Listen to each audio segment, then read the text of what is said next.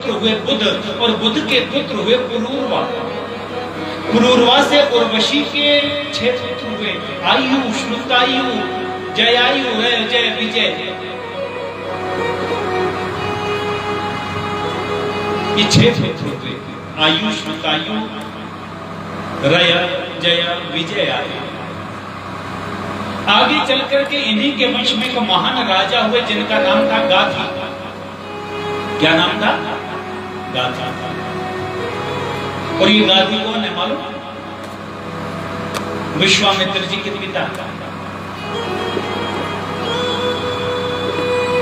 गाधी का जन्म हुआ तो गाधी के एक बेटी थी, नाम था सत्यवती।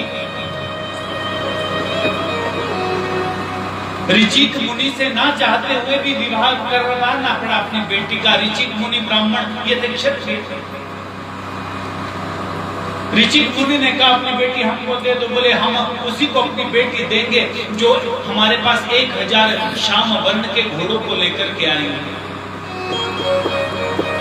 कैसा? बोले घोड़े का रंग होना चाहिए सफेद, लेकिन एक कान काला होना चाहिए। ऐसे 1000 घोड़ों को लेकर के आएगा, उसे बेटी दूंगा। ऋचिक मुनि अपनी साधना के बल पर गए, लेकर के आ गए ऐसे पुत्र को।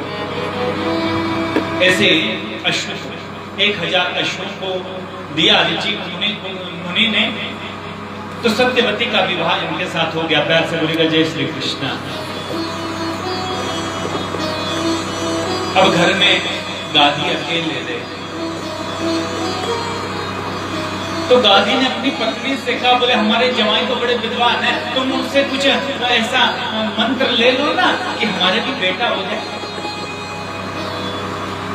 और सुनी होगी आपने कथा, ये फिर जो ऋचिक मुनि थे महाराज जी, ऋचिक मुनि ने चरु बना दिया 2 पात्रों में। एक तो अपनी सासू के लिए बनाया क्षत्रिय तेज से परिपूर्ण, एक अपनी पत्नी के लिए बनाया वो ब्रह्म तेज से परिपूर्ण। भाई हम ब्राह्मण है, ये क्षत्रिय है। तो सासू को लगा, बोले जो अपनी पत्नी मेरी बेटी के लिए बनाया होगा ना, वो अच्छे वाला बनाया होगा, मेरे लिए थोड़ा हल्का बनाया होगा, क्योंकि अपनों के लिए तो अच्छा बनाते हैं ना सब। तो ऋचिक मुनि की जो सासू थी, उन्होंने वो चरु खा लिया जो बेटी के लिए बना था, और बेटी ने वो चरु खा लिया जो सासू के लिए बना था ऋचिक मुनि।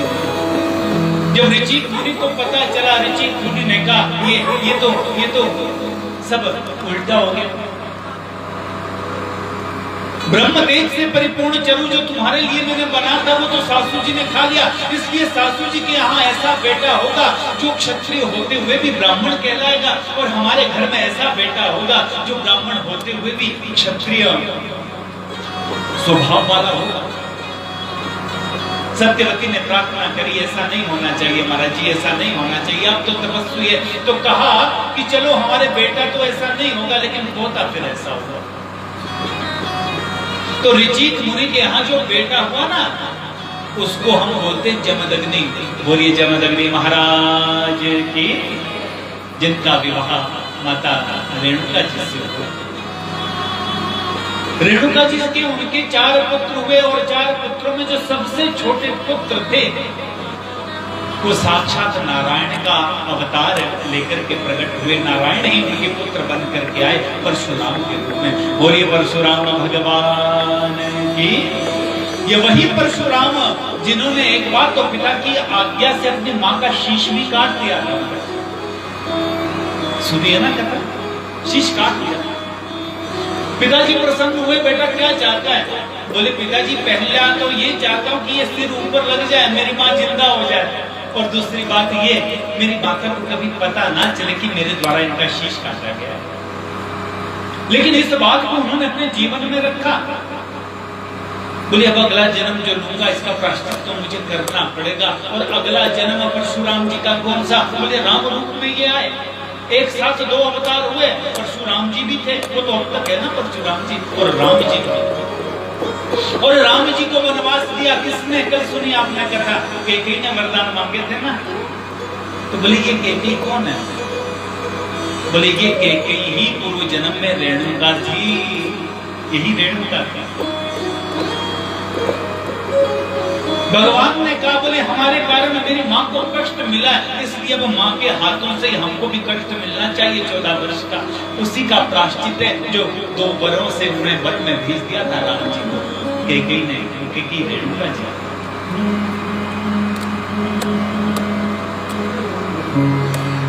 और इधर गाधी के जो बेटा हुआ ना, वो बेटा हुआ जिसको हम विश्वामित्र बोलते हैं, जो क्षत्रिय होते हुए भी ब्रह्म ऋषि कहलाया महाराज जी, ब्राह्मण बना। आगे चल करके इन्हीं के वंश में नहुष हुए। नहुष के आगे फिर से 6 पुत्र थे, यति ययाति आगे, उनमें से एक महान राजा थे जिनका नाम ययाति राजा। और आपने पद्म पुराण की कथा यहाँ पर सुनी थी ना, तो पद्म पुराण में राजा का बड़ा व्याख्यान आता है। जब तक इनका राज्य रहा पूरी प्रजा में कोई मरा नहीं, कोई बीमार नहीं हुआ पूरी पृथ्वी में, और किसी को बुढ़ापा भी नहीं आया जब तक इनका राज्य रहा। क्यों? क्योंकि इन्होंने पूरी प्रजा को एकादशी के व्रत का उपदेश दिया और भगवान विष्णु की अर्चना का आदेश दे दिया था, और कहा जो भी एकादशी का व्रत नहीं करेगा, जो भी भगवान विष्णु का यजन पूजन नित्य प्रति नहीं करेगा, उसका शीश मैं अपने हाथों से काटूंगा, क्यों ना हो मेरे परिवार का इस सदस्य क्यों ना हो। पूरी प्रजा वैष्णव बन गई थी इनकी राज्य में महाराज। कोई मरा नहीं, कोई बीमार नहीं हुआ। देवताओं को तो बड़ी चिंता हुई, देव सभा हुई। रति कामदेव की एक पुत्री अश्रु बिंदुमती, उस पुत्री को भेजा गया इनके तप को नष्ट करने के लिए, इनमें जल का प्रवेश हो जाए महाराज जी, बुढ़ापा इनमें आ जाए। ययाति की 2 पत्नियां थी, वैसे पत्नी तो एक थी देवयानी, शुक्राचार्य की बेटी।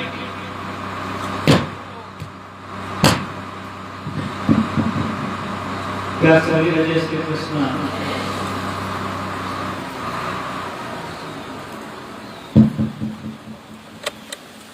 इनकी जो धर्म पत्नी थी ना, वो ब्राह्मण कुल से थी। आप सब कथा जानते होंगे। शुक्राचार्य की पुत्री थी, नाम था देवयानी। देवयानी और एक राजा की बेटी थी जिसका नाम था शर्मिष्ठा। शर्मिष्ठा दोनों सहेलियां थी ना आपस में। एक बार वन प्रदेश में गई थी स्नान करने के लिए। स्नान करके जैसे ही निकली तो गलती हो गई। जो शर्मिष्ठा है, शर्मिष्ठा के वस्त्रों को देवयानी ने गलती से पहन लिया। गुरु पुत्री ने, शुक्राचार्य के पुत्री ने पहन लिया। शर्मिष्ठा कहती, अरे मेरे वस्त्रों को तू कैसे पहन सकती? तू तो ब्राह्मण है ना, मैं क्षत्राणी हूं, मैं राजकुमारी हूं। राजकुमारी के वस्त्रों को पहनने की तूने हिम्मत कैसे करी? आपस में चर्चा चलने लगी। वो कहती है राजा श्रेष्ठ होता है। शर्मिष्ठा बोली राजा श्रेष्ठ होता है, मेरे पिता श्रेष्ठ है। तो देवयानी कहने लगी, बोले ब्राह्मण श्रेष्ठ होते हैं, मेरे पिता श्रेष्ठ है। मेरे पिता की कृपा से ही तेरे पिता को राज मिला है। शुक्राचार्य की पुत्री। आपस में झगड़ा इतना बढ़ गया कि शर्मिष्ठा ने धक्का दे दिया देवयानी को, वो कुएं में गिर पड़ी। कुएं में उसकी मृत्यु होने वाली थी। उसी समय आखेट के लिए वन प्रदेश में ययाति आए थे। ययाति ने चीख पुकार सुनी, चले गए कुएं के पास, तो उन्होंने वहां से बाहर निकाला देवयानी को। देवयानी ने कहा, इन्होंने मेरे प्राण बचाए, मैं इनसे विवाह करूंगी। शुक्राचार्य के पास जाकर के सारी घटना बता दी।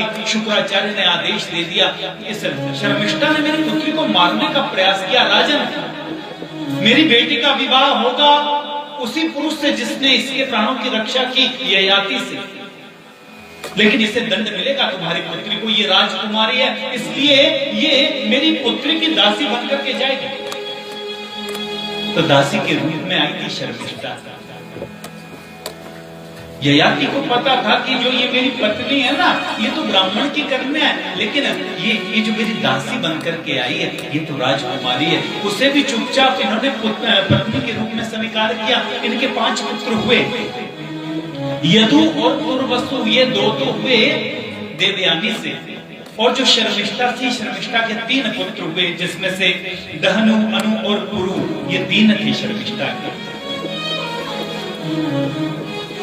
गुरु जी को जब पता चला, शुक्राचार्य को जब पता चला, भाई हमने जिसको दासी बना करके भेजा था उसको राजा ने अपनी पत्नी बना दिया, मेरी बेटी का अधिकार उससे छीन लिया, श्राप दे दिया। बोले मैं श्राप देता हूं, तू वृद्ध हो जा, बूढ़ा हो जा। ये याति बूढ़े हो गए, और जब ये याति बूढ़े हुए तो शुक्राचार्य से कहने लगे, महाराज जी मैं बूढ़ा हो गया, कष्ट तो आपकी बेटियों को ही मिलेगा। तो शुक्राचार्य ने कहा, बोले यदि अपनी जवानी तुम्हारे बेटा को तुमको देना चाहे ना तो तुम जवान हो सकते हो, तुम्हारे 5 में से एक बेटा कोई बूढ़ा हो जाएगा। सबसे पहले यदु जी से पूछा, यदु सबसे बड़े, ये वही यदु जिसमें हमारे कृष्ण आए। यदु से पूछा तुम अपनी जवानी हमको दो। यदु ने कहा, बोले महाराज जी मातृ दोष लग जाएगा, मैं नहीं दे सकता। मना की, पिता ने श्राप दिया, बोले तेरा वंश फैलेगा तो खूब, लेकिन अंत में सर्वनाश हो जाएगा तेरे वंश। सबको पूछा, सबने मना करी, सबको श्राप मिला। सबसे छोटे वाला जो बेटा था जिसका नाम था पुरु, पुरु ने अपनी जवानी अपने पिता को दे दी, और पिता ने हजारों हजारों वर्ष तक कामों को भोग किया। पद्म पुराण में तो कथा आई है ना, जो अश्रु बिंदुमती आई थी उसके संग में हजारों वर्षों तक विहार करा। बाद में जाकर के मन में एक दिन विचार आया, एकांत में बैठे थे कि न जातो काम कामानां मुपभोगे न शाम्यति हविषा कृष्ण वर्तमेव भूय एवाभिवर्धते। बोले भोगों की तृष्णा उसे भोगने से शांत नहीं होती। यदि हम सोचे ना भाई एक बार खूब भोग लेते हैं कभी तो मन शांत हो जाएगा, तो ऐसा कभी होने वाला नहीं है। भोगों को भोग करके कभी शांति नहीं मिलती। अग्नि जल रही और आप चाहते अग्नि शांत हो जाए, उसे शांत करने के लिए आपने अग्नि में घी डाल दिया महाराज जी, तो अग्नि शांत नहीं और भड़केगी। उसी तरह से कामासक्ति आपके मन में है, काम भोगने से वो शांत नहीं होगी और अधिक भड़क जाएगी। इन्होंने कहा मुझसे भी यही गलती हो गई, यही गलती मुझसे भी हो गई कि यदा न कुरुते भावं सर्वभूतेषु पापकं समादृष्टेस्तदा पुंसः सर्वा सुखमया दिशा।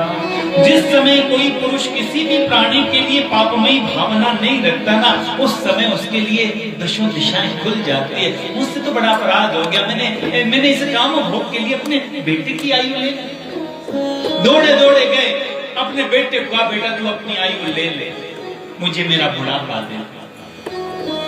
गुरु को उन्होंने उसकी जवानी दी, खुद अपनी पत्नियों को लेकर के वन प्रदेश में गए, भगवान का भजन किया, परमानंद को प्राप्त किया। ये जो पुरु राजा था, पुरु के वंश में आगे चल करके एक महान राजा हुए जिनका नाम था दुष्यंत। दुष्यंत की पत्नी का नाम था शकुंतला। शकुंतला के यहाँ भरत जी महाराज जी का भी प्राकट्य हुआ। आगे फिर कई वंश निकले इनसे, पुरु से। जो कुरु वंश है ये भी इन्हीं के वंश से निकला, कई शाखाएं। पांचाल वंश भी इनसे ही निकला है, मगध वंश भी इनसे प्रकट हुआ है। और इधर यदु के वंश में आगे चल करके कई महान राजा हुए, जिनमें से सहस्त्रजीत यदु के पुत्र थे। और इसी वंश में कृतवीर्य हुए, और कृतवीर्य के बेटा सहस्रार्जुन हुए, जिन्होंने रावण को भी पशुओं की तरह अपनी गौशाला में बांध करके रखा था। रावण सहस्र भुजाओं वाले, और ये वही है सहस्रार्जुन जिसका वध हमारे परशुराम जी ने किया था। और मान्यता तो ये है, यही गिरिकुल से आगे स्थान मिलता है ना, बोले उस स्थान पर उसकी भुजाओं को खंडित किया था भगवान परशुराम जी। इस स्थान पर उसे मारा था, ऐसा हमारे बुजुर्ग लोग बताते हैं। प्यार से बोलेगा जय श्री कृष्ण। फिर इन्हीं यदु के आगे क्रोष्टु वंश में कई महान राजा हुए, जिसमें वृष्णि थे। वृष्णि के 2 पुत्र से सुमित्र और युधाजित। सुमित्र के अनमित्र और अनमित्र के निग्न हुए। निग्न के 2 बेटा हुए, एक का नाम था परसेन और दूसरे का नाम था सत्राजित। ये वही सत्राजीत थे जो सूर्य नारायण का बड़ा उपासक था। सत्राजीत